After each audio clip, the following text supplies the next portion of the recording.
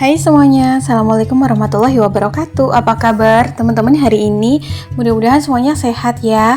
Memasuki minggu ketiga bulan Agustus ini, memasuki pertengahan menuju akhir bulan. Mudah-mudahan semuanya masih dilancarkan dan masih bersemangat. Oh ya teman-teman, ini aku mau berbagi kegiatan aku di pagi hari, khususnya tentang kegiatan ibu rumah tangga. Tapi sembari aku berkegiatan, aku juga mau sharing-sharing tentang hidup minimalis, terutama tentang cara berhemat untuk penghasilan kecil. Nah, ulasan yang akan aku bahas kali ini adalah cara hemat belanja untuk penghasilan kecil. Setiap orang pasti menginginkan sistem perbelanjaannya itu menjadi hemat ya, dengan membudget anggaran yang cukup tapi bisa memenuhi semua kebutuhan rumah tangganya.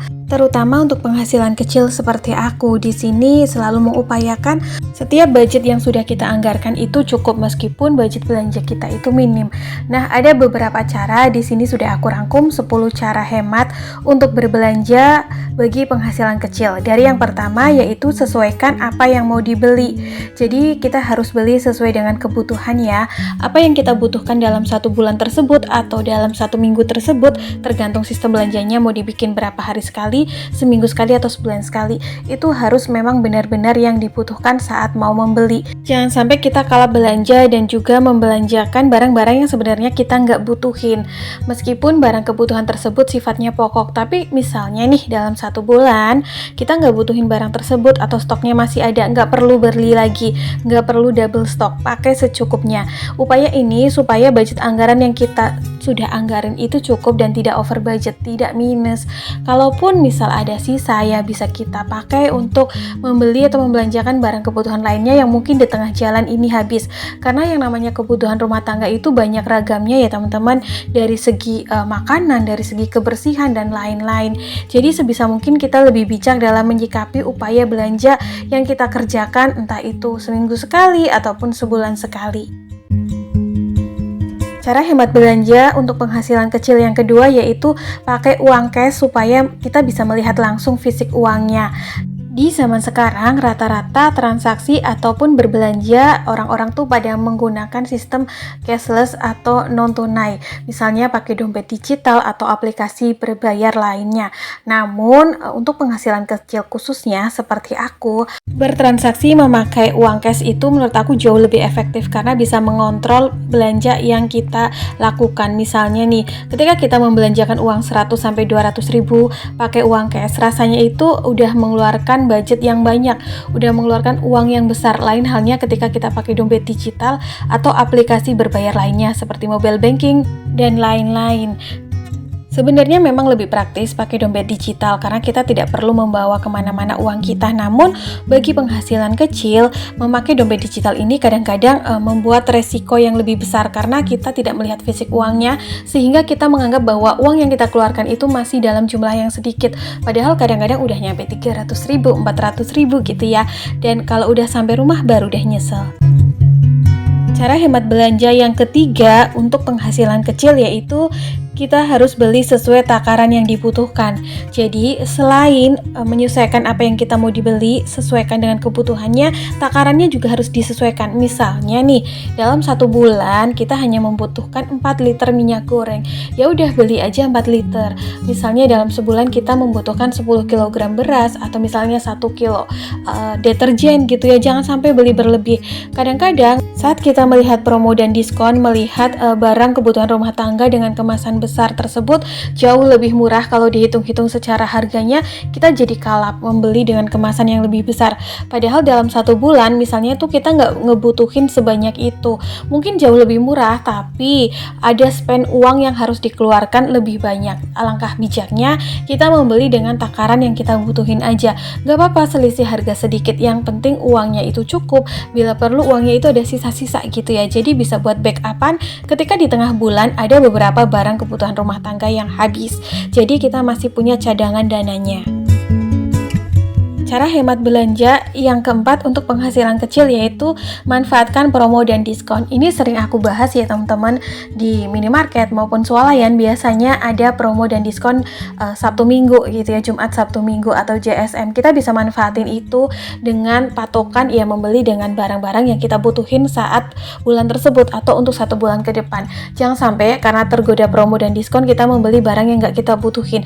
Kita harus belanja tetap on point-nya yang kita butuhin, tapi kalau ada beberapa barang yang memang sedang promo dan diskon, alangkah baiknya, alangkah bijaknya ambil yang sedang promo. Karena barang-barang promo dan diskon tersebut otomatis akan lebih menghemat anggaran belanja yang kita miliki. Cara hemat belanja yang kelima untuk penghasilan kecil yaitu manfaatkan member. Kadang-kadang di suatu swalayan atau minimarket pasti mereka itu menyediakan member ya, sebagai kayak card untuk langganan kita. Nah biasanya kartu member tersebut ada potongan harga nih atau ada bonus-bonus tertentu. Kita saat belanja bisa manfaatkan member tersebut, karena dengan menggunakan member otomatis kita jauh lebih hemat karena bisa mendapatkan potongan harga, meskipun itu tidak banyak tapi lumayan juga kan.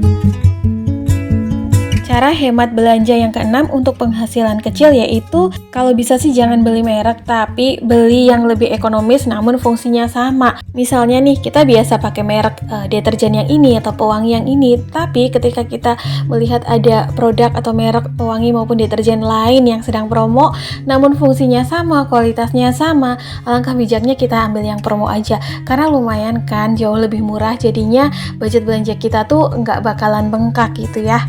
Meskipun ada beberapa orang yang memang udah cocok pakai produk tertentu, tapi ini disesuaikan juga ya. Cocok misalnya nih untuk item-item barang yang sensitif, misalnya sabun atau sabun cuci muka, itu harus beli yang memang sesuai atau yang cocok dengan kondisi tubuh kita. Jangan sampai karena tergoda promo yang lagi diskon kita beli yang lebih murah tapi nggak cocok. Tapi untuk beberapa item seperti mungkin minyak goreng, terus juga deterjen, pewangi, dan lain-lain, kita bisa beli yang lebih ekonomis karena minim resiko barang-barang tersebut. Cara hemat belanja yang ketujuh untuk penghasilan kecil yaitu bawa kantong belanja sendiri.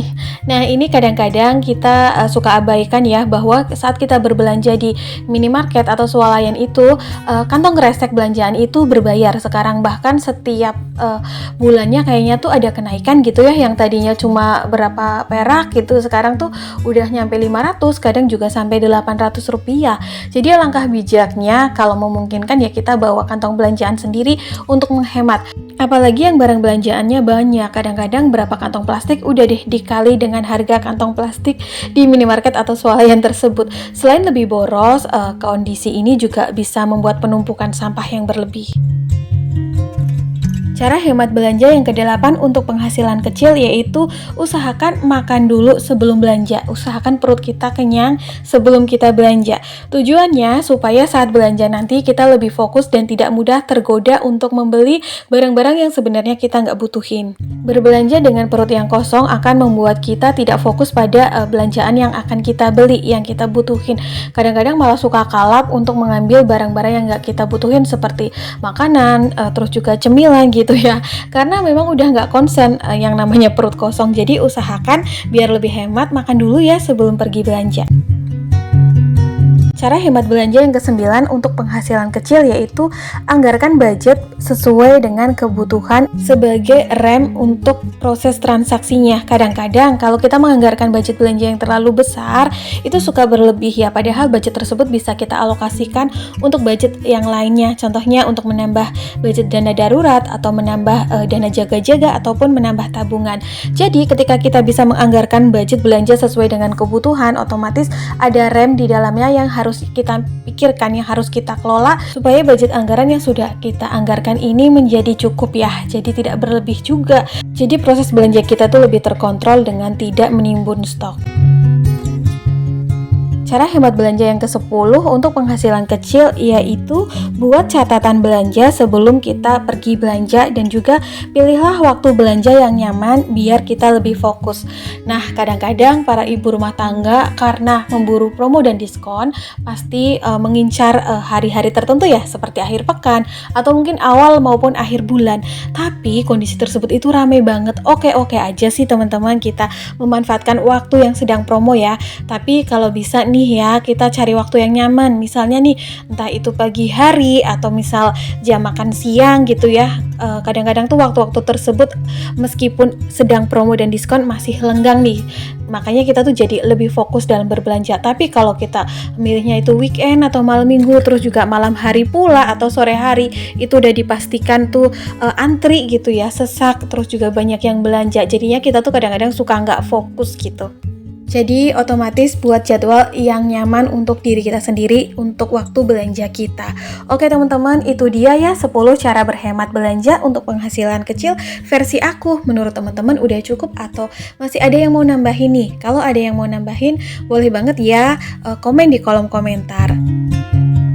Oh ya teman-teman, aku di sini mau ucapin terima kasih banyak ya atas ketersediaannya teman-teman semua yang masih setia nontonin video aku, yang masih berinteraksi, saling bertegur sapa di kolom komentar. Pokoknya kita di sini tuh saling berbagi pengalaman aja ya, tidak ada yang saling menggurui. Oke, kayaknya sampai di sini dulu ya video aku hari ini. Semoga apa yang aku share bermanfaat. See you next video. Assalamualaikum.